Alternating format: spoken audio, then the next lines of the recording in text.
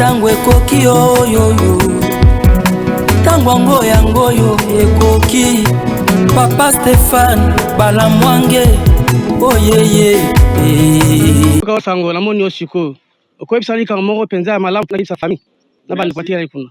Merci papa na ngai na ndimi na makamyo surtout ngo yebisi ngai naza mobondo bato zoboma bateke tozoboma bayandi tozoboma batretre tozoboma farteke nani FARDC eloko tobengeli FARDC akoma kokotela bateke yango tobengeli FARDC farteke ne tozabo tozana posa bandeko na biso baya tango ekoki une chaîne de vérité tulala rapungite tutika la kimia si la République est malade. S'il y a de la fièvre au niveau de la République démocratique du Congo, vous venez vous-même de suivre cette vidéo. C'est un touti qui est en train de parler. Quand nous allons dire que nous sommes menacés, beaucoup de gens ne vont pas croire à cela. Tant que Mokonzambo Kaliko voyage presque partout en train de dire que nous sommes agressés par les Rwandais.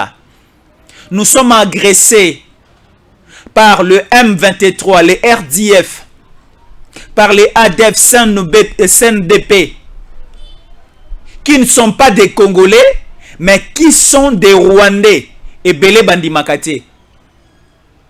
Alors ici à Kinshasa, la République est maintenant menacée. La capitale congolaise est menacée. Tango toali kola mukayala obele na ngolo nzambe. Tango tozali kola la mukaiza obele na ngolo nzambe. Nous sommes menacés, nous sommes infiltrés. Mais vous allez écouter et vous allez savoir plusieurs réalités aujourd'hui. Et c'est pour cela que nous vous demandons de nous suivre. Ya opesa biso ka obele biloko mibale, ya opesa biso matoi. Ya opesa biso pena miso na bino. Et accordez-nous aussi le temps et à biso du début jusqu'à la fin. Parce qu'aujourd'hui, notre souci est ça que biso nous comprendre malamu. Qu'est-ce qui se passe concrètement? Qui est innocent et qui est coupable? Qui est promoteur de cette affaire? Et qui fait en sorte que nous soyons dans cette situation à ce niveau aussi? Et le problème est aussi à quel niveau? Là, vous venez de suivre un touti qui est en train de parler. Parce que les toutis ont fait l'effort. Yako apprendre les lingala. Les Swahili déjà basés la facilité à Kolobayango parce que les Swahili eux aussi parlaient au niveau du Rwanda. Mais les toutis, les Rwandais, les infiltrés ont pris le temps. Il y a quoi apprendre monoko ya lingala. Parce que si quelqu'un, si un noir, ce qui motomoindo ali koloba lingala, il y a la facilité à se la reconnaître comme congolais. Ce qui motomoindo azali koloba lingala na kati ya Kisasa, ali koloba lingala na kati ya Congo, il y a la facilité de reconnaître comme un congolais. Alors effort batuti ba ali kosala avant leur déplacement, baya na site congolais. Bayana Mabele à Congo, effort Bali Kosala, c'est d'apprendre le lingala. Alors, celui que vous venez en train de suivre, ou bien celui que vous venez de suivre, c'est un mobondo, un touti, vivant au niveau de Kingakati, logé et soutenu par quelqu'un, Oyo, même sa nationalité et son identité est douteuse, mais il a quand même pris le temps de diriger ce pays. Alors, ce Mobondo est en train de dire quoi? C'est nous. Le Mobondo est en train de dire c'est nous, les Tutsi. Biso tozana mabele ya Kisasa, neto ali koboma bateke, neto zali koboma bayaka, neto zali koboma ba Congolais na ba Congolais bazali na mabele oyo. Alors, souci na biso ezali to sili sarasi teke nyonso. Tosili sarasi ya kanyonso. Ba FARDC o bakokota aussi. Na makele na biso entre les teke et les yaka toko exterminer bango pe lisusu. Parce que ndeko o azali ko benga FARDC te. Ali ko benga bango FARDC yaka. FARDC yaka, FARDC teke. Il a même transformé l'appellation la dénomination de notre armée. Au lieu à Kobenga FARDC, il y a le bi FARDE Yaka, FARDE Teke. Donc cela veut dire nous sommes déjà infiltrés. Mais vous allez comprendre aujourd'hui qui a facilité cette infiltration et qui aussi Bandekonini Bazali Kosela en sorte que va piloter cette affaire sur terrain. Bandeko Balandi. Alors, nous sommes la République démocratique du Congo. La République démocratique du Congo est composée de 25 provinces plus la capitale, ville de Kinshasa, Oezali aussi na stati à province, Tobengi yango 26e province. Donc nous avons 25 provinces plus la ville de Kinshasa, ça fait 26 provinces. Alors, nous connaissons depuis des décennies et demie, donc 25 ans déjà, ça date un peu de longtemps, que nous sommes agressés et infiltrés au niveau de l'Est de la République démocratique du Congo. Nous sommes infiltrés. Nous sommes infiltrés à l'Est, au niveau de la province de l'Ituri, infiltrés au niveau de la province. Il y a Nord Kivu, Sud Kivu, n'en parlons même pas. Alors, le Rwanda, l'Ouganda, ce sont les pays pilotes au Bazali qui ont agressé la République démocratique du Congo. Ne citez pas simplement le Rwanda. Il faut aussi inclure l'Ouganda. Alors, le problème, c'est quoi? Si il y a une autorité suprême au Azali, le numéro 1 au niveau, au sommet de la République, Aza Congolais, et que ça en sorte que projet à balkanisation, projet à occupation, projet ya koravir mabele na biso, et que ça en sorte que est ralentir aussi est failli. Alors la lutte de Kagame, la lutte de Yoweri Museveni, c'est de placer quelqu'un à la tête de ces pays oyo à cause de la nationalité congolaise te. Yangwana bomonaki balitaki que Joseph Mobutu akufa akende. Alors le plan au début c'était Nekonabiso Ngandu. Ngandu c'est quelqu'un oh banaye peut causer la pression à Joseph Mobutu à l'époque avec sa petite rébellion. À sali pression à Mobutu à l'époque Mobutu était très fort et Ngandu a pris fuite à quel exil au niveau de l'Europe. Mais lors de la fondation de l'AFDL, le Rwanda, l'Ouganda et le Burundi, Basali appelle Ngandu. Viens, nous allons te donner les armes et les hommes, le militaire, et nous allons aussi te faire un peu de la force, et tu vas aller renverser le pouvoir de Mobutu au niveau de Kinshasa. Alors, Ngandu a quitté l'Europe, aillé au niveau de Kigali, va comploter pour que Azal à la tête d'affiche, il y a AFDL.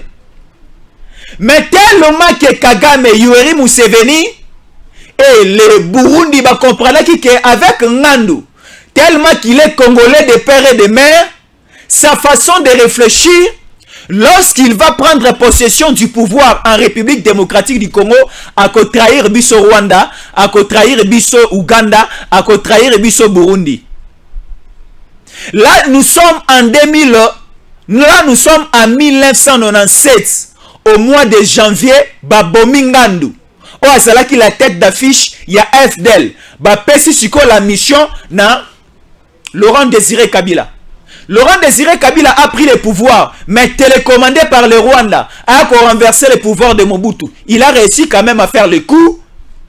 Et Laurent Désiré Kabila, au milieu, a changé un peu le style de vie. A boy ko respecter ba clause o ba sinaki na Rwanda. Après ça mabele na Rwanda, ba militaire rwandais ba so ba responsabilité au niveau ya sommet armé na biso, le Rwanda aussi est soit possession ba minerais na biso, le Rwanda est occupé la gestion financière, le plan, le territorial un peu partout. Et à un certain moment, Laurent Désiré Kabila n'a pas respecté et on a tué Laurent Désiré Kabila. On est allé ramasser quelqu'un qui a une nationalité douteuse. On est allé, je le répète, on est allé ramasser quelqu'un qui a une nationalité douteuse pour venir lui placer au sommet de l'État. Baye Bacheli Biso en 2001, quelqu'un qu'on ne connaissait même pas, quelqu'un au Tebi Tata n'a été, Tebi Maman n'a été, a commis mon congé démocratique. On a souffert dans ces pays depuis 2001. 2001, 2002, 2003, il y a eu une forte guerre. Dans la République démocratique du Congo, Bemba menacé, Moussa Namouissi menacé, Roubaix aussi menacé, et de l'autre côté à Kisangani, Bate Belepe Baso menacé, Roger Lumba la menacé au niveau de Kisangani. Alors Tomoni 1+4 Sun City et se tenir, Bakaboli Bokonji. Mais bazui quelqu'un du Rwanda encore au sommet de l'État comme président, il y avait quelqu'un qui était touti, bazui Libiso encore comme vice-président de la République, chargé de la défense et de la sécurité, Bapesi encore un touti rwandais répondant au nom de Azarias Roubaix. Talandenge mboka na biso ekomaki chosifié. Voilà comment l'autorité de l'État ekomaki bafouée. Voilà comment l'autorité de l'État ekomaki quelque chose un peu légère. De motonio se komi li yoto uti libanda komi no pe mokonji na Congo. Au komi na pe général armé, au komi na pe chef de l'État, au komi na pe ministre à défense. On a vu des Bizi Makara ici. On a vu des Azarias Roubaix ici. De bâtiments qu'on ne connaissait même pas. Des nationalités douteuses. Oh, motema na bango banaye kolala na Congo, motema na bango banaye kolala na Kigali. Ils étaient toujours en communication avec Kagame. Et on a pris du temps avec ces régimes. Et le peuple congolais est l'amouki. En 2011, on a volé la victoire de Papa Etienne Tshisekedi dans l'élection présidentielle. Donc, comme en 2018, la population congolaise balobi, ça passe ou ça casse. Cette fois-ci ou jamais, nous devons récupérer l'autorité de l'État. La population congolaise est Koufaki et Belé. On a vu des Congolaises et Congolais, Bakoufi na le Congo, que ce soit à l'Est, que ce soit à Kinshasa. On a vu des Rossi Mukendi. On a vu des Thérèse Kapangala, Oba perdant même leur vie. C'était la lutte des Congolais. Oba Lingaki que non, nous devons chasser cette personne au pouvoir. Mais c'est là qu'il a battu Belé Banda pour soutenir hier. Lelo Babaloli Mapeka, Lelo Babaloli face na bango, nous allons leur dévoiler aujourd'hui. Tokoyeb Sabino Bato Bazala Kinaye, Lelo Bakomi Kokum Sachisekedi, mais ils sont les mêmes personnes Bali Kobunda Senase pour déstabiliser la République démocratique du Congo.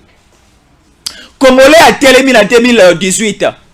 Le Thérèse Kapangala Bakei, les Rosimu Kenzi Bakei, bon nombre de Congolais Bakei, bon nombre de Congolais aussi Bakoti Boloko. Bon nombre de Congolais aussi va perdre ma famille, ma bota, basina banana bango. Mais la détermination du Congo, la détermination de la population congolaise, le peuple congolais, c'est qui alternance au sommet de l'État.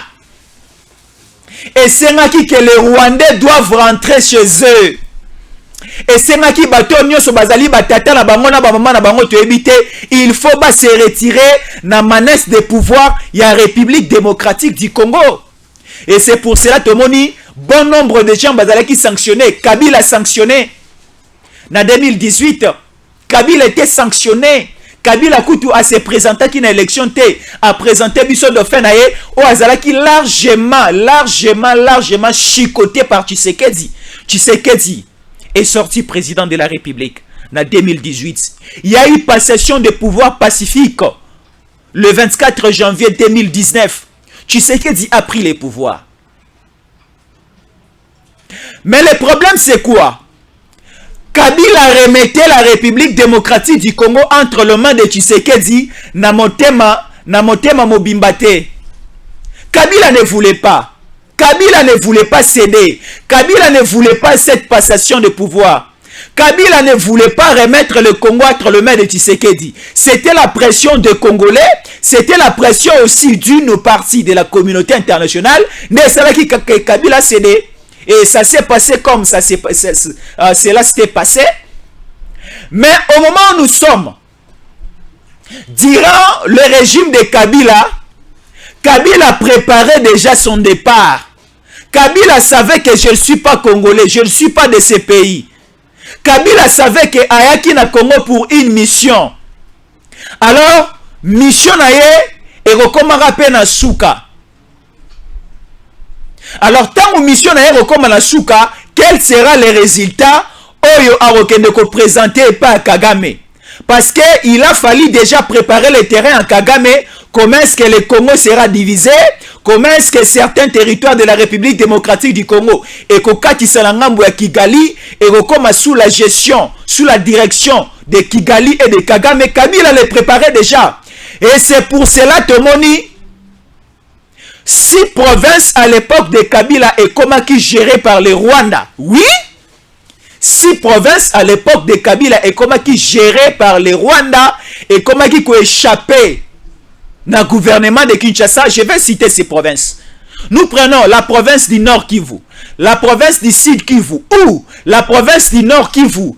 43% des responsabilités militaires et de coordination militaire et là qui entre le main à APR. Il y a APR, Alliance Populaire, il y a Force Armée Rwandaise. Et la responsabilité militaire au niveau du Sud Kivu, c'était 34% sous la responsabilité militaire de Kigali. Et on a aussi la province de l'Ituri, la province Yabaouele, la province Yamaniema, et aussi il y avait la province de Tanganyika. Donc ces différentes provinces et comment qui ont échappé dans la gestion ya Kinshasa. C'est Kagame qui contrôlait, c'est Kagame qui prenait du cuivre, c'est Mwangachouchou qui prenait de lithium, de manganèse, c'est Kagame qui prenait de l'or au niveau ya Ituri, et cela se faisait de la sorte. Alors, c'était préparé par Kabila. Kabila ne s'est pas arrêté à ce niveau. Kabila a commencé à acheter des terres et des terres au niveau de Kinshasa. Parce que son souci c'était quoi? C'était non simplement il a concédé Est de la République démocratique du Congo et puis à Kagame, c'était aussi de faire l'occupation Tutsi au niveau de Kinshasa. Kabila a imposé la vente des terres à Kinshasa. Olinga te au côté que la mabele. Olinga te au côté que la mabele. Mabele à Kingakati appartenait aux communautés, na ba communauté belé. Il y avait les communautés Yaka, il y avait les communautés Teke, il y avait aussi des individus, il y avait des chefs coutumiers. Oyo mabele à Kingakati banaï ko appartenir na bango. Ce n'est pas simplement Kingakati, il y avait aussi des terres au niveau de Kintsele. Il y avait des terres et des terres au niveau de au niveau du territoire. Il y a Kwamouf. Il y avait aussi des territoires et des terres au niveau de la province ya Mai-Ndombe. On nous dit Kabila n'a pas simplement acheté Kingakati que vous voyez, non. Kabila a acheté à part Kingakati, Kabila a donné de l'argent à sa femme, à Sombape Mabele, toujours courant à Mai-Ndombe, et elle a aussi traversé Kinshasa, elle a aussi acheté des terres. Kabila a facilité l'achat de terres à Mwangachouchou au niveau de l'Ansele. Kabila a facilité la tâche. Et pas à Roubewa, à Sombape Mabele, toujours entre Kinshasa, plateau de Bateke et Mai-Ndombe. Kabila aussi a facilité la tâche à John Numbi. Parce que na Kingakati n'est pas simplement occupé par Kabila. Il y a aussi des parties de terre occupées par John Numbi. John Numbi aussi a des terres. Alors, Basombi Mabele, depuis que Kabila était au pouvoir, Babengani ba autochtone, Babengani ba Kolo Mabele, Babengani bango sur place, Basombi ba hectare na ba hectare, Basombi Mabele monene kolekana hectare Vatican, Basombi Mabele monene kolekana commune Ngiringiri, Basombi Mabele monene kolekata na commune Kinshasa, nyonso wana possession à une seule personne. Bali kosala bilanga te, bali koloba mbisi te, bali kosala eloko te. Or nous avons des terres et des terres arables na Congo, des terres fertiles. Oh, ce qu'on voit Kinguba, on voit qui maïs c'est boti facilement, et nous ne sommes pas un peuple autorisé la masangu, autorisé la foufou à kolia. Pourquoi? Parce que il y a des terres où il fallait qu'il tolo nangu bana masangu bato ba individu ba sombi yango po balona mandoki na se. Pour planifier infiltration na se. Pour préparer guerre. Pour préparer évasion na Congo. Pour préparer kopelisa moto na Congo, c'est Kabila. C'était Kabila. Alors, Kabila n'était pas le seul. Vous allez suivre cette vidéo. Je ne sais pas cet homme est venu d'où pour être maintenant proche du chef de l'État. Cet homme est venu d'où? Il s'appelle Zombi. Fabrice Zombi a travaillé avec Kabila. Botala nenga manaye koyembela Kabila. M. Matata, il faut aider chef de l'État. M. Matata, le peuple congolais va dans Sima Kabila. Mais Matata Sunga Kabila est solo. Matata social. Affaire sociale. Tu as un problème social, Matata. Sunga notre chef de l'État. Après ça, il y a Nyoso. Matata 1. Matata 2. Matata Sunga chef de l'État social. Matata Pogno. Sunga notre chef de l'État, bon social.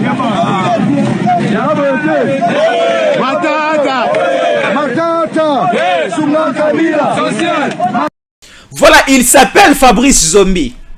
Lelo Ali Komi Ben appelle chef coutumier. Il a aussi des portions de terre entre Kinshasa et Maïndombe. Alors, il n'est pas dans la Bokoko. Alors, je me pose la question de savoir qui est chef coutumier et qui ne l'est pas. Nani toroyi kobenga chef coutumier, nani peut lui aller chef coutumier te. Parce que cet homme a travaillé avec Kabila. Cet homme était toujours proche de la famille Kabila. Cet homme a toujours derrière la jeunesse du PPRD, derrière le PPRD pour commettre certaines fautes à l'avantage du PPRD. Commettre certaines fautes à l'avantage du PPRD. Il a chanté pour Kabila. Il a dit nous devons protéger le pouvoir de Kabila. Il était toujours côte à côte avec Olive Lembe. Il disait ceci: Matata Pono, ce que tu es en train de faire, non, il faut arrêter avec ça. Il faut travailler au profit. Il y a Kabila, Azala Sekona pouvoir. Matata Ponyo, tu ne facilites pas le social. Donc, social, il y a Matata Ponyo bandi le loté. Boukangalon du Matata Ponyo bandi le loté. Même Fabrice Zombi parlait de cela. Fabrice Zombi a bandé qu'on s'appelle la gestion à Matata Ponyo te. Il y a Matata Ponyo te. Là, ce n'est pas l'IDPS. Ce n'est pas la force du progrès.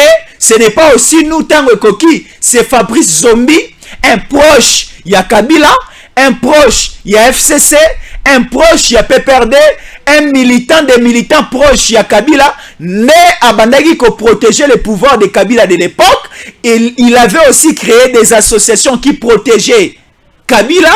Il a même dénommé cette association Kabila Forever. Kabila pour toujours. Alors, nous commençons à voir cet homme dans le sillage d'Inga et régime actuel. Ali Kolukanini. Ce sont des personnes au Balingiba Kota Nakati Assiette, il y a régime à Lelo, pour commencer à faire parvenir les informations na Kingakati. Botela le kona na ba image oyo. Ndekorabi. Voyons dans ces images la même personne autotiko cité comme on a eu Azapenzinganzingana parmi bato basimi mandoki. Boali comme on a eu. Il est aussi parmi ces gens.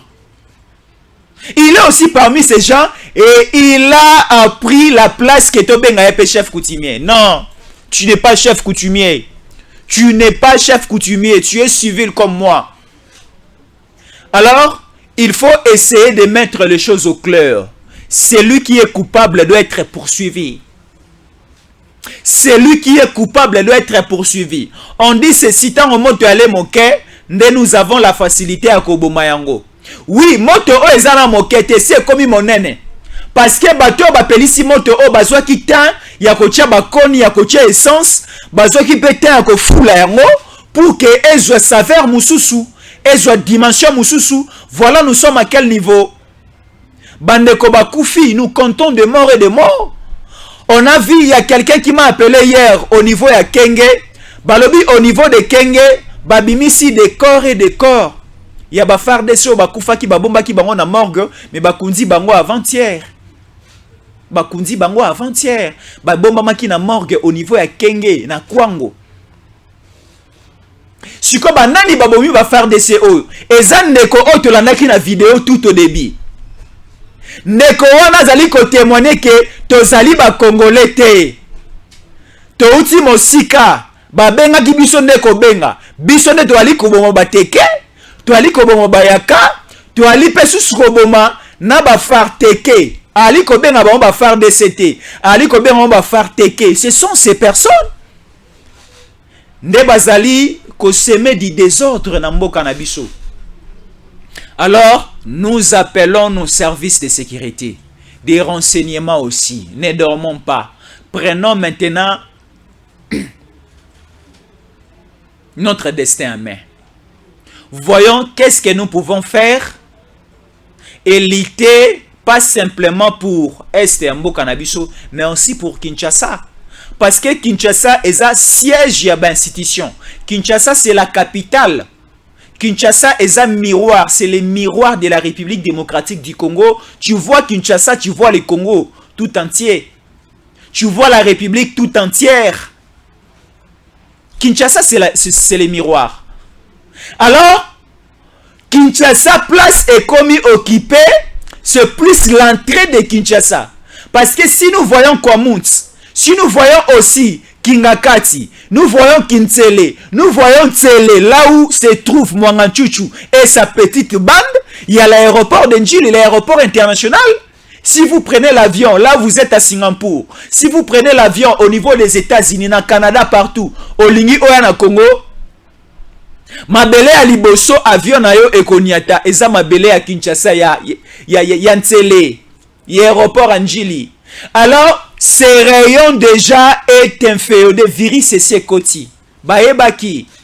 Juvenal Aberimana au niveau ya Rwanda, babomai na 1994, ezalaki na aéroport, ezalaki na centre-ville te, ezalaki na résidence na été. Juvenal Aberimana babomai na aéroport. Et na aéroport na piste était mais dans les heures de babomai. Les Rwandais ont cette expérience. Les génocidaires rwandais ont cette expérience. Yakobo Mabato na aéroport, Yakobo Mabato depuis l'avion. Toyebi awa. Ndeko na biso Katumba Mwake. Akufa na hôpital? Non. Katumba Mwake. Akufa na train? Non. Katumba Mwake.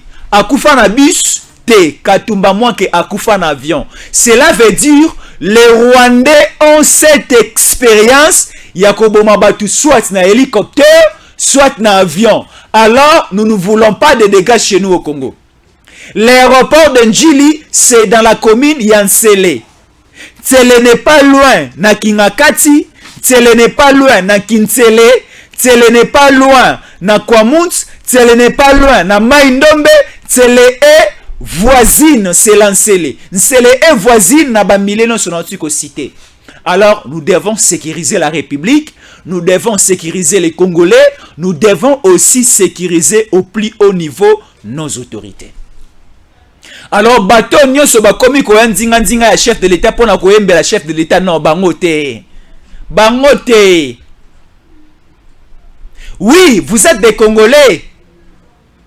Vous avez quand même pris le temps de travailler avec les étrangers. Et ces étrangers, bah, pesa bino possibilité à cause de nyonso. Siko o bozo bobombate. Parce que au régime passé, tu comprenais qui, bah, au bandé ko travailler, na ba congé à régime passé, bah, zala qui plus focalisé na ba ambiance. Le paix qu'il gagnait, et zala qui plus matongé, et zala qui plus bandal, c'était plus aller construire ailleurs. Siko ailleurs, les États-Unis et confisca ba bien et belé à l'autorité belé batonga ba pekisa bango même ba ko nyata sous États-Unis te. Chadar il est loqué en France, Chadar il est loqué en Schengen, Chadar il est loqué en États-Unis, Chadar depuis alongwa ministre intérieur. Chadari depuis a raté élection au niveau de la présidence. Chadar, je ne pense pas que c'est comme en France, c'est comme en Belgique, et c'est comme aux États-Unis, et c'est comme en Angleterre. Non. Parce que baza sous sanction. Baza belé, ba travailler qui na Kabila. Baza belé, baza sous sanction. Parce que ma ben na bango e bani kana bande kwa kisasa te, ma ben na bango e bani mokili mobimba. Ke baboma, ke baza na makila, ke basala mabe. Passé na bango etondi na makila, présent na bango bali ko lukabazo esui ya pembe ba pangusa, maintenant ba pangusi et permettre biso te ba que non, esui ya pembe changer couleur comme rouge, cela veut dire que ba na makila balingi siko lelo ba se justifier. Alors justification na bango likolo ya mapeka ya Tshisekedi que ce n'est pas Kabila qui est en train de faire ce qui se passe au niveau ya Kwamunts, au niveau ya Maindombe, au niveau ya Kenge, au niveau ya Kinsele, au niveau ya Nsele, au niveau ya Maluku, au niveau de Kingakati, il y a des témoignages. Tu habites tout le bana monoko nini? Nalo bana na Kinyarwanda, non, moi je suis congolais, je ne maîtrise pas. Je vais utiliser la langue, je vais parler la langue oyo permettre congolais une de konanga nyoso yoka. Muluba yoka alingala. Muswahili yoka alingala. Mungala kutu kopusa na kolobate. Mukongo nyoso yoka alingala. Mais tout le monde a konjina mboka oza un homme placé de la République, tu ne sais pas parler lingala. Tu as des difficultés pour parler le lingala. Mais j'étais avant-hier dans un magasin. J'étais allé acheter quelque chose en face d'un Libanais, en face d'un Indien. Indien sur le belanga lingala qui me compliquait. Indien sur le belanga lingala ongamoko, quinoa ngamoko congolais que je ne maîtrisais plus. Donc cela veut dire les Indiens, les Chinois, les Libanais, oh ben que c'est l'activité commerciale awa, bazui quand même le temps que la monokombo cannabiso parce que bamoni il y a de l'importance pour dialoguer, pour faire des échanges, pour faire les activités commerciales à Kinshasa au Congo, il faut maîtriser le lingala. Mais ça la bateau bakamba kibiso. Et ça la bateau bazale ki ba konjina mboka oyo, ils s'en foutaient de nous. Koliana komelana biso. État de santé na biso etala ki bangote. Même aussi notre langue maternelle le lingala équipa ki bangote, ça ne les intéressait pas. Alors bato aboye. Bato ya boye. Tolo bate. On dit que l'homme de Kingakati est innocent, c'est Tshisekedi qui est en train de orchestrer tout ce qui se passe. Na zone nyonso ya Maluku, na zone nyonso ya Maindombe, comment nous n'en parlons pas. C'est Tshisekedi qui est en train d'orchestrer Mobulu nyonso, conflit oya batekena bayaka, lokola Kabila aza voisin na bango, bako c'est la Kabila makambo, eza Kabila te eza Tshisekedi. Tshisekedi a chargé. Tshisekedi a pesi mandat. Tshisekedi a pesi mission. Na un colonel ya FARDC a kende ko monter kuwana na Maluku na Kwamunts na Kinsele na Maindombe batu bakufa bayaka babomana bateke les deux peuples oyo les deux tribus otoyebi bayokana kala babotisana bavanda ensemble bamela ensemble bakenda bafeti ensemble basokola na mai ya kalamu ensemble lelo obabanda ko bomana babanda ko yinana, c'est impossible. Alors on dit c'est Tshisekedi qui a créé cette insécurité na niveau ya Kwamunts, na niveau ya Maindombe, na niveau ya Kingakati pour que baloba Kabila ndasali yango. Or c'est Tshisekedi. Non, soyons un peu justes. Soyons un peu justes. Est-ce que Tshisekedi a l'intérêt de créer ces troubles? Non. Est-ce que Tshisekedi peut avoir le courage de créer créer? Non. Tshisekedi est nationaliste. Là, je ne fais pas le Kijalelo. Je dis juste la vérité. Je dis juste la vérité.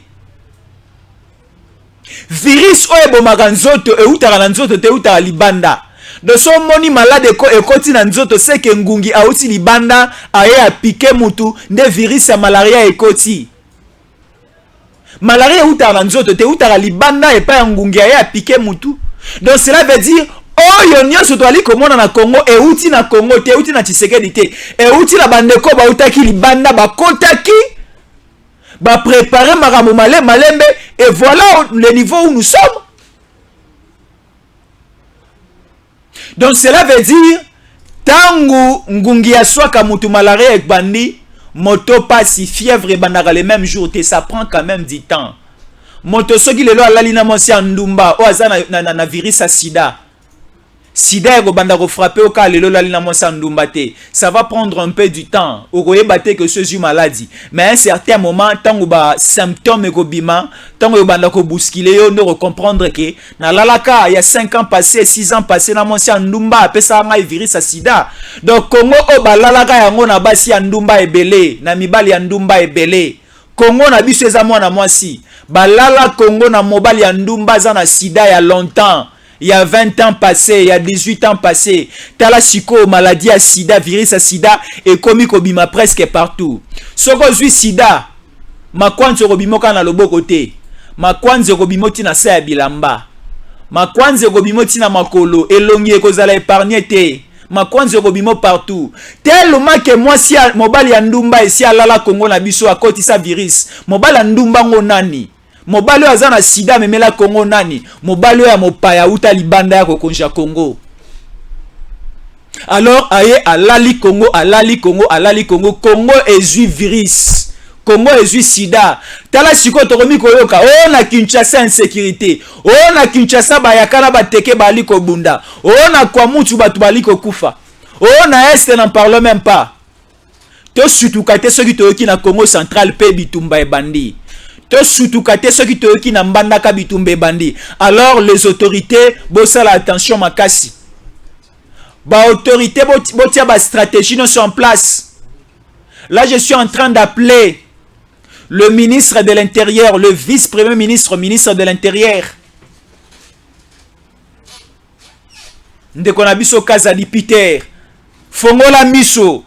Parce que ba chef coutumier bazala plus na siège ya ministère intérieur. Ba chef coutumier bazala redevable plus na ministère intérieur. Toyeba nani aza chef coutumier, nani aza chef coutumier te. Nani ali koteka mabele, nani akokipe koteka mabele te. Parce que moto bo ali komona zombie to lakisaki bino. To ebite so kaza reconnu. To ebite so ki na association ba chef coutumier à Congo ba ali ko reconnaître ekaza a chef coutumier. Ali ko nzinga ya masolo ya Congo. Ali ko nzinga ya régime Tshisekedi. Pour atina ba information de l'autre côté. Alors dans ces pays tout le monde peut répondre à l'appel de la justice. Et ça la motomoko ta likola mibeko, même le chef de l'État, même les premiers ministres, même les membres du gouvernement, même ministre ya justice, et ça la députés nationaux, et ça la sénateur, tout le monde a ça redevable, tout le monde a ça dans droit, il y a quoi qu'on répondre likolo liboso ya mibeko. Donc cela veut dire toyoki kombo na yo eza cité. Toyoki noa nungu toyoki boye le PGR justice mibeko amboke ko benga yo yakanano to vanda to solola toyoka yo.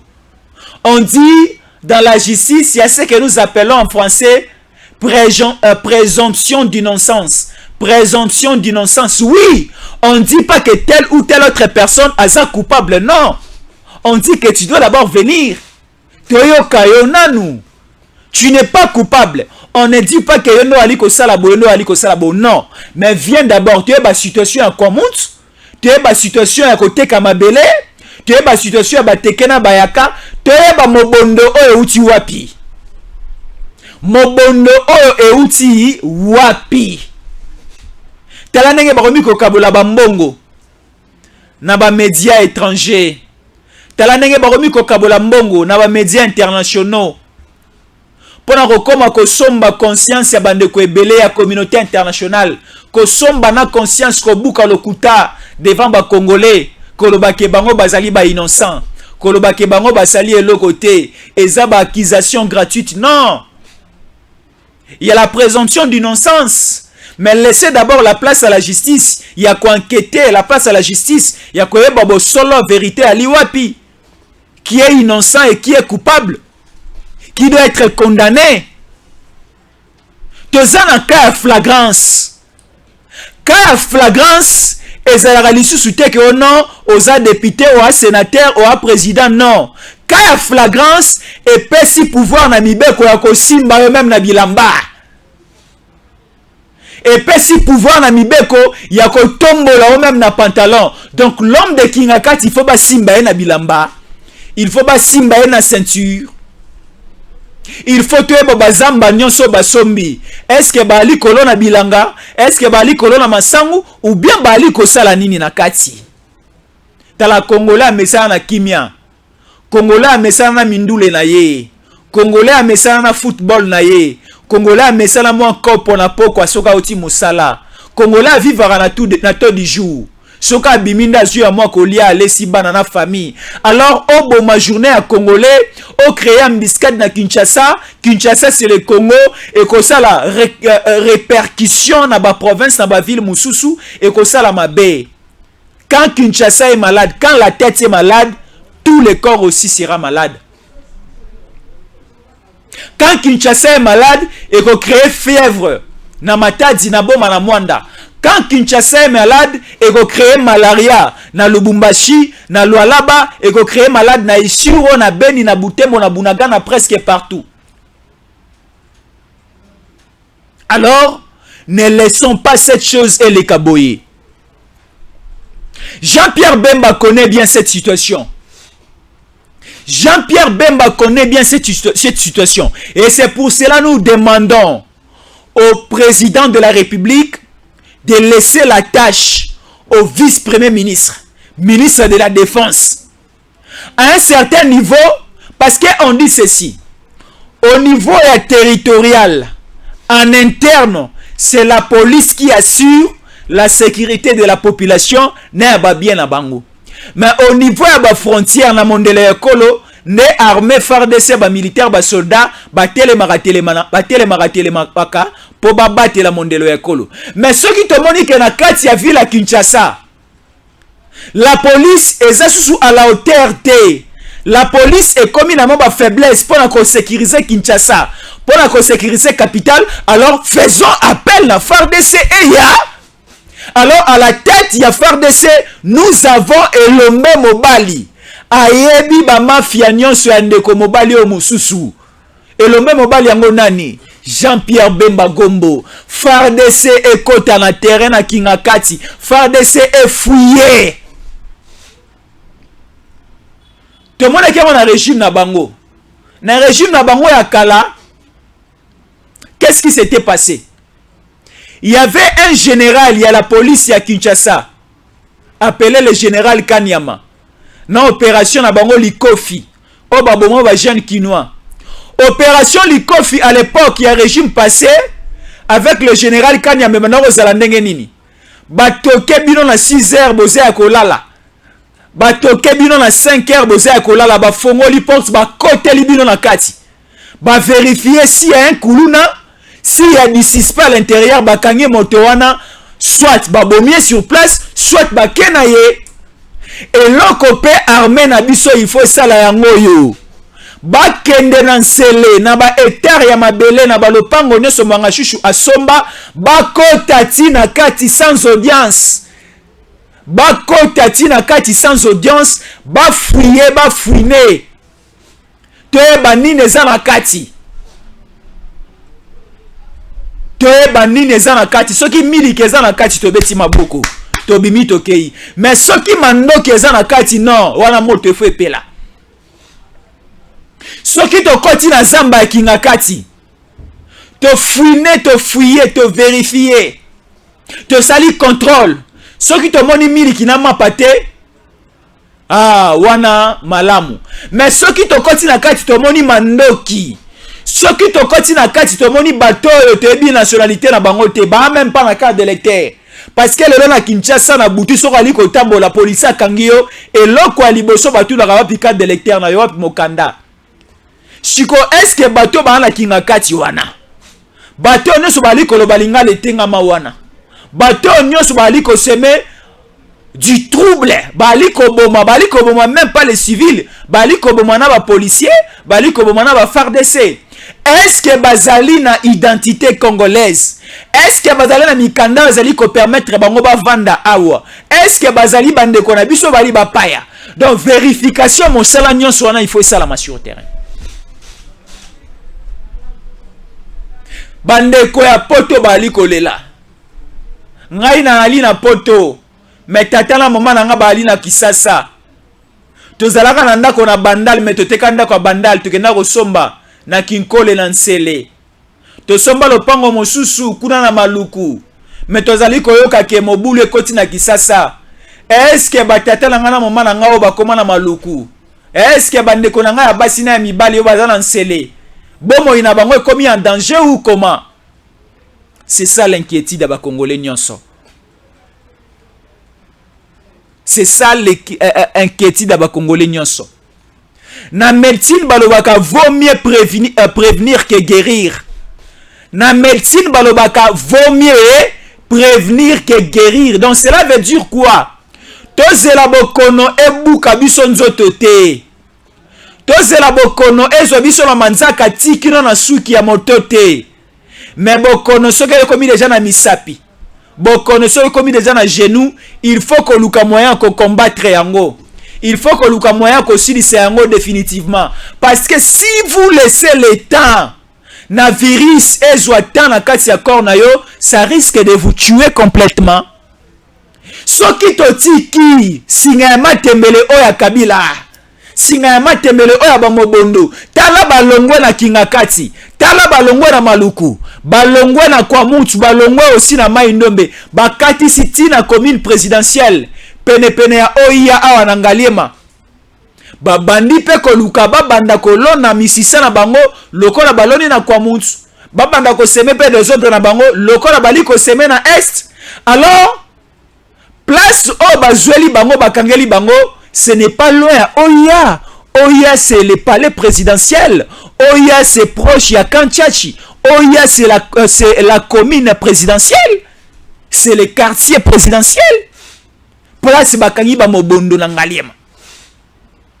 Kuna sikoyo balobi comme c'est le centre-ville, to meka obele ko changer identité. Bazui identité à force du progrès, une structure o ezala na kati ya IDPS. Or bayebi bango na IDPS te, baza pe force du progrès te. Tela maele ya Monguna. Tela maele ya Ndoki. Ndoki ya Loki butu mobimba. Abosani ngonga ya kozonga na ndako. Ya kozonga na sa pongi tokomi 6h mo esi ebimi. Mo pepe ya tongo ezui ya koi na setane dokangi Ndoki. Ndoki ali kobele la kaza innocent. Mais abosani kabimi na bilamba te abimi Bolumbu. Bolumbu na ende ali ko témoigner que aza coupable. Bolumbu ya bato nyonso. Bolumbu ya ba témoignage nyonso. Bolumbu ya ba témoignage nyonso ali ko mona ndali ko justifier que telle ou telle autre personne aza coupable. Alors, Mibeko, Bakonzi, justice, tous ont part des responsabilités dans la biso. Tango Koki RDC, télévision à peuple. Nous dénonçons s'il faut dénoncer, nous encourageons s'il faut encourager, nous parlons de la République, souci na biso ezaka mboka. Souci na biso ezaka mabele ya mboka. Souci na biso ezaka les 26 provinces de la République démocratique du Congo. Yango nde souci na biso. Ceux qui m'abelé ezali na sécurité, ceux qui congolais ali ko vanda ko lala na kimia, ceux qui congolais ali ko tambola na kimia, ceux qui pe congolais ali ko lia malamu, ceux qui pe congolais azali ko bika na richesse ya mabele ya mboka na ye, diamant, cuivre, or na ye, manganèse na ye, lithium na ye, coltan na ye. Ceux qui pendunda na bite kute kuna ponduna masangu na manioko ali ko bima na mabele ya congolais ali ko lia yango na kimia nyonso parce que eleko leki kimia ezalite. Biso pe esengo na biso ya tango ko RDC ko zala wana. Ici on a juste présenté de feu. Te présenter binoka bilembo. babilembo wana nezali kolakisa ke oyo azali innocent oyo azali coupable. To soutenir ekolo na biso, to teka ekolo te, to teka ekolo pona $200 te, to teka mabele pona $500 te, to teka ba konji na biso pona $1000 na 5000 na $50,000 te, parce que mbongo ali ko tambola partout, bali ko utiliser ba média pour ba bebisa image ya mokonzi ya mboka, pour ba bebisa image ya ba congolais, pour ba komisa ba congolais bato ya lokuta, pour ba komisa mamuto ali ko loba ya lokuta, o mamuto ali ko lobezali ya solo. Merci to komi na suka émission na biso, c'était Tango Ekoki RDC, to sengi bino, to sala likita moko na sanzete, to solo la rama etali mboka na biso. Alors bokende ko s'abonner encore très massivement na Tango Ekoki RDC et ko zala motu ya makasi, et aussi bokende ko cliquer na cloche à notification pour qu'à chaque instant bozwaka ba nouvelle nyonso ya likoleka na kati ya mboka na biso, et to sengi bino aussi bokende ko visiter Lombango Makasi, site internet nabiso tokomi www.tangoekoki.net, et aussi notre compte Twitter bakomi Stéphane Balamwangi. Beaucoup découvrir encore les Congo profond, beaucoup découvrir encore Ebelo et Bombami et Kobimana Mposa soki boke kotala na Tango Ekoki RDC to lo barobele bo solo na vérité pe na polele nyonso. Tokomi na suka émission nabiso, c'était Jésus Ankole. Merci beaucoup na attention bo pesi biso, merci na soutien popé na boyoki na bino et sali biso elengi makasi. Obele to sengi bino botika la fidèle na Tango Ekoki RDC. Merci. Tango Ekoki oyo Tango ngoyo Ekoki Papa Stéphane Balamwange. Oh yeah yeah.